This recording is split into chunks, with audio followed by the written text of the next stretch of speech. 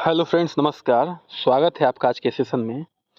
आज हम लोग देखने वाले हैं जो टॉपिक है उसका नाम है मराठा साम्राज्य, जो कि आपके यूपी पीसीएस समीक्षा अधिकारी ऑल स्टेट पीसीएस सबके लिए है। साथ ही में जो यूपीएसआई का एग्ज़ाम आने वाला है उसके लिए भी महत्वपूर्ण है। लेकिन ये टॉपिक इसलिए और महत्वपूर्ण हो जाता है क्योंकि अभी हाल ही में आई फिल्म की वजह से बहुत ही कंट्रोवर्सी हुआ, जिसकी वजह से ये टॉपिक से हो सकता है कि आपके एग्जाम में प्रश्न बने। चलिए शुरू करते हैं ये सेशन। पहले ध्यान देते हैं परिचय पे। देखिए, मराठा जो था साम्राज्य वो 17वीं शताब्दी से उभरा और 18वीं शताब्दी के अंत तक भारत की प्रमुख शक्तियों में से एक बन गया। ठीक है, तो 17वीं शताब्दी में ये उभरा और 18वीं शताब्दी के अंत तक प्रमुख शक्ति बन गया। पूरा डिटेल में थोड़ा सा पढ़ेंगे इसके बारे में। 5 से 7 मिनट आपको जो है धैर्य बना के बैठना है। ठीक है, इसके बाद जो है इसके संस्थापक कौन थे? स्थापना जो है छत्रपति शिवाजी महाराज ने की थी।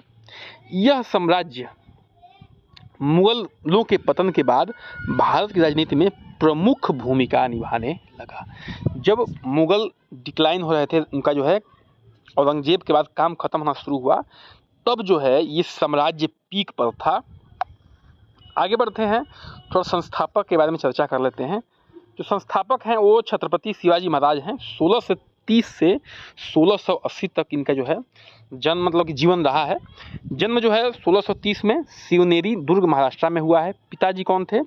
शाहजी भोसले। माता जो है जीजाबाई थी। गुरु और सलाहकार कौन थे? दादाजी कुंडदेव। समर्थक रामदास थे। राज्याभिषेक कब हुआ? 1674 में रायगढ़ किले में छत्रपति की उपाधि धारण की। ठीक है, ये प्रश्न बिल्कुल आता है कि किस जगह पे इन्होंने इनका राज्याभिषेक हुआ था, ये इम्पोर्टेंट है। ठीक है, तो ये भी, और किस सन में हुआ था ये भी ध्यान रखना है। उन्होंने जो है एक संगठित प्रशासन और सैन्य की संरचना विकसित की। तो ये जो है पहले संस्थापक छत्रपति शिवाजी महाराज के बारे में थोड़ा सा जानकारी है और आपके एग्जाम पॉइंट ऑफ व्यू से इम्पोर्टेंट है। महत्वपूर्ण युद्ध का विस्तार। ठीक है, देखिए जो मराठा साम्राज्य ने महत्वपूर्ण युद्ध लड़ा है उसके बारे में थोड़ा सा देख लेते हैं। 1665 में पुरंदर की संधि हुई। जय सिंह जो कि मुगल शासन का क्या कर रहे थे, नेतृत्व कर रहे थे, उनसे हार के बाद जो है ये संधि हुई। 1666 में आगरा कांड हुआ। औरंगजेब से कैद होकर शिवाजी को भाग निकलने की घटना है, यानी कि औरंगजेब जो है इनको कैद कर लिया था, लेकिन वहाँ से जो है वो भाग निकले। 1680 में क्या हुआ? शिवाजी की मृत्यु हो गई। बाद में साम्राज्य को संभाला उनके पुत्र संभाजी ने, राजा राम ने, साहू जी ने, और उसके बाद जो है पेशवाओं के अधीन ये शासन चलने लगा। यानी कि मराठा साम्राज्य में जो पेशवा हुआ करते थे, क्या हुआ करते थे बता सकते हैं आप? अभी हम लोग थोड़ी देर में देखेंगे। देखिए प्रशासनिक संरचना क्या थी। देखिए इसमें अष्टप्रधान थे, 8 जो है मंडल थे, यानी कि 8 मिनिस्टर थे। पेशवा यानी कि प्रधानमंत्री, अभी भी अपने देश में जो प्रधानमंत्री हैं रियल पावर उनके ही हाथ में है। ठीक है, तो हमें लगता है कि वहीं से ये कॉन्सेप्ट आया है प्रधानमंत्री को मजबूत बनाने का। तो पेशवा जो है मजबूत हो गए और जो शिवाजी महाराज के जो वो थे वंशज थे वो थोड़ा सा कमजोर हो गए। आमात्य, उसके बाद वित्त मंत्री, सचिव, मुख्य सचिव को कहते हैं। ठीक है, मंत्री, गुप्तचर प्रमुख, ये सब इम्पोर्टेंट है, एग्जाम में आएगा जो 8 हैं। उसके बाद जो है सेनापति के थे, सेना प्रमुख थे, न्यायाधीश हुआ करते थे, पंडित राव धार्मिक प्रमुख हुआ करते थे, सुमंत क्या थे? विदेश मंत्री। डायरेक्ट क्वेश्चन बन सकता है कि सुमंत क्या थे? तो सुमंत विदेश मंत्री थे। मंत्री का काम क्या था? तो ये जो है गुप्तचर प्रमुख थे। ठीक है, ये ध्यान रखना है। अब पंडित राव का काम क्या था? तो पंडित राव जो है धर्म के प्रमुख थे। ये भी इंपॉर्टेंट है, तो ऐसे क्वेश्चन बन के आ सकता है। अब देखिए जो राजस्व प्रणाली थी उसमें 2 टाइप की राजस्व प्रणाली मुख्य रूप से थी। चौथ 1/4 भाग राजस्व का, 1/4 भाग, और स्वदेश मुखी राजस्व का 10%। ठीक है, तो 2 प्रकार की थी, रैयत वाली भी थी, लेकिन चौथ और स्वदेश मुखी के बारे में आता है। ये भी डायरेक्ट क्वेश्चन कि चौथ में कितना भाग देना होता था, स्वदेश मुखी में कितना भाग देना होता था।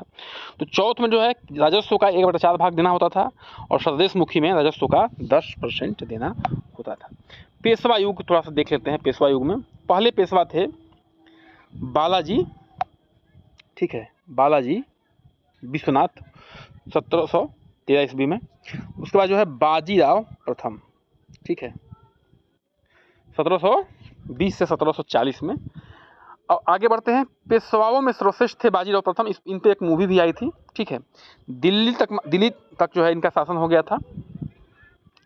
आगे बढ़ते हैं। उसके बाद जो है मालवा बुंदेलखंड, ठीक है, में विस्तार, मालवा बुंदेलखंड में विस्तार हुआ इनका। बाजीराव द्वितीय जो है अंतिम पेशवा थे, ये भी ध्यान रखना है। बाजीराव प्रथम जो है बहुत ही फेमस पेशवा थे और बाजीराव द्वितीय जो है अंतिम पेशवा थे। महत्वपूर्ण घटनाओं पर थोड़ा चर्चा कर लेते हैं जो पेशवा युग में, ठीक है। तो महत्वपूर्ण घटनाओं में से है 1761 में जो हुआ था पानीपत की तीसरी लड़ाई, अहमद शाह अब्दाली से पराजय, भारी क्षति हुई, ठीक है। अहमद शाह अब्दाली और मराठाओं के बीच ये तीसरी जो है पानीपत की लड़ाई हुई, जिसमें जो है 1761 में हार का सामना करना पड़ा मराठा को और भारी क्षति हुई। 1775 से 82 के बीच में पहला एंग्लो मराठा युद्ध हुआ। ब्रिटिश से संधि हुई, सालवाई की संधि कहते हैं इसको। 1803 से लेकर 1805 के बीच में दूसरा एंग्लो मराठा युद्ध हुआ और 1817 से लेकर 1818 तक तीसरा एंग्लो मराठा युद्ध हुआ। ब्रिटिश विजय हुए और मराठा सत्ता जो है थोड़ा सा का अंत हो गया। सांस्कृतिक योगदान में थोड़ा देख लेते हैं। देखिए मराठा स्थापत्य में जो किले और मंदिर बने हैं, मराठी साहित्य में जो है भाषा का संरक्षण हुआ है, मतलब कि मराठी भाषा का संरक्षण हुआ है। शिवाजी द्वारा हिंदू धर्म और संस्कृति के संरक्षण किया गया है, ठीक है। तो ये हिंदू धर्म के एक जो है प्रमुख संरक्षकों में से एक हैं, ये ध्यान रखना है। पतन का कारण क्या हुआ? देखिए पतन का कारण क्या बना, मुख्य रूप से पेशवाओं के बीच आंतरिक संघर्ष शुरू हो गया। पानीपत की तीसरी लड़ाई में जनहानि बहुत ज़्यादा हो गई। अंग्रेजों से लगातार युद्ध और हार हुआ। केंद्रीकृत नेतृत्व की अभाव रहा, ठीक है। तो ये महत्वपूर्ण कारण बना जिसकी वजह से जो है पतन का कारण हुआ मराठाओं का, ठीक है। मराठा का अंत 1818 में पेशवा बाजीराव द्वितीय ने अंग्रेजों के सामने आत्मसमर्पण कर दिया। अभी बात चर्चा चल रही थी कि जो बाजीराव द्वितीय थे वो क्या थे? अंतिम पेशवा थे, ठीक है, मराठा साम्राज्य के। और ब्रिटिश ईस्ट इंडिया कंपनी ने मराठा क्षेत्र को अपने नियंत्रण में ले लिया। तो इसी के साथ जो है आज का सेशन क्या होता है, इंड होता है। और ऐसे ही महत्वपूर्ण सेशन के लिए जुड़िए हमारे साथ। अगर फेसबुक पे है तो फॉलो करिए और यूट्यूब पे चैनल को सब्सक्राइब, लाइक, शेयर करिए। बन रहिए हमारे साथ। नमस्कार, जय।